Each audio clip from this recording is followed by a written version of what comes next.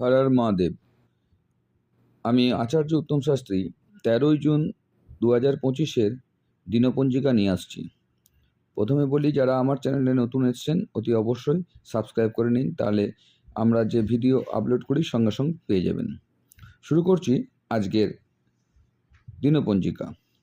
আজকে হচ্ছে দ্বিতীয়া তিথি, পূর্বসরা নক্ষত্র, গড়করণ বণিজকরণ।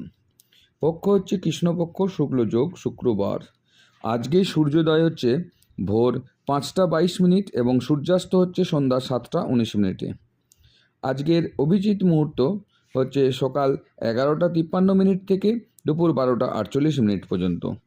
আজকে সবথেকে খারাপ সময় হচ্ছে রাহুকাল, সেটা হচ্ছে সকাল 10টা 36 থেকে দুপুর 12টা 21 পর্যন্ত। এবং কালবেলা পড়েছে আজকে দুপুর 3টে 36 থেকে বিকাল 4টা 32 পর্যন্ত।